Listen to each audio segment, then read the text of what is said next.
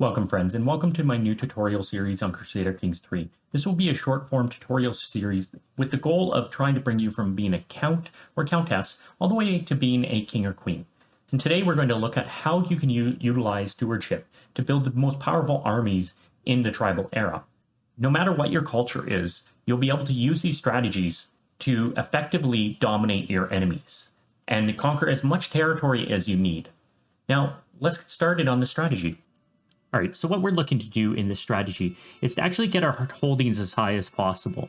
So the way that we've gone up to 10 holdings right away, right off the bat, is we started with two strategies. We went down in our education all the way to divided attention. This gave us an extra 2 domain limit. Now, with those 2 domain limit, that brings us up to 8. But we're also getting +6 from our stewardship. Now, I've set up a character here who is 400 points compatible, and he has the greedy, temperate, and diligent, which gives him a ton of stewardship. He only has level 1 of the education trait, and he's intelligent. So a reasonable character. You probably won't have all 3 of these, but just for an example. The second thing that we're doing is we have a wife with a high stewardship. So she has a stewardship of 19, and that means that she'll be giving half of her stewardship rounded down to us. So she's giving 9 stewardship. Now, with our stewardship, that's going to bring us all the way up to 31 stewardship.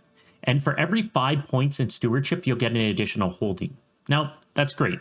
That means that you don't have to have vassals for a very long time, right? That's all that really gives you. Actually, no. What you can do with that is within the tribal era, you can build war camps.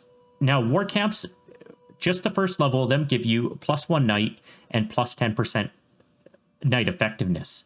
Now, if you go into the second level, you'll get +2 knights and +20% knight effectiveness.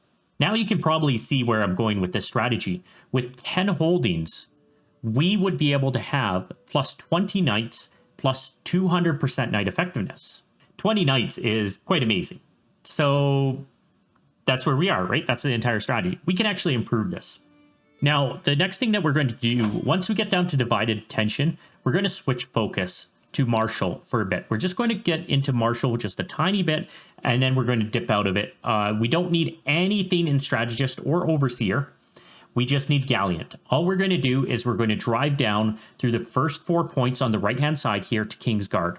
This is going to give us 2 important traits. It's going to give us King's Guard, which is +4 knights. So now we're up to 24 knights. And then we'll have our knight effectiveness go up by 75%. So we're at 275% knight effectiveness.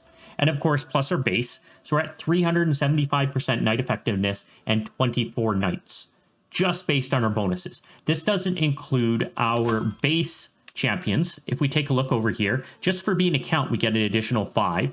We'll get an additional 1 when we move up to being a duke, because let's be honest, you're going to become a duke if you have 10 holdings. You will definitely get yourself a duchy. So at this point, you're going to have your 6 champions from your title. You're going to have your 4 champions from your martial skills. And then you're going to have 20 champions from your holdings. Now, that's awesome. We're up to 30 champions, and we're not even including bonuses like your fame. So you're going to get a lot more knights as you move up in both title and fame. Why is knight effectiveness so great? Because it will take and increase the prowess of your knights so that you can easily have a 10 prowess champion become with that 375%, you can easily get up to a 37.5 prowess champion, which is just ridiculous. And that's your weakest. It's quite easy to get champions 10 and above in this game through marriage. So as long as you play your marriage game correctly, you can get quite formidable forces where all those men-at-arms that you're up against, they just don't really matter anymore. Now, I still use counters for the men-at-arms, but I don't worry about them anymore. Now you should be able to dominate your enemies in the tribal era and really become that king or queen that you're looking to become. Now, before you do that, please feel free to hit that like button. And if you're just happening upon this channel, please hit that subscribe button. I will be releasing more short form Crusader King tutorial videos in the coming weeks. Join me on Twitch as we develop new strategies for Crusader Kings 3.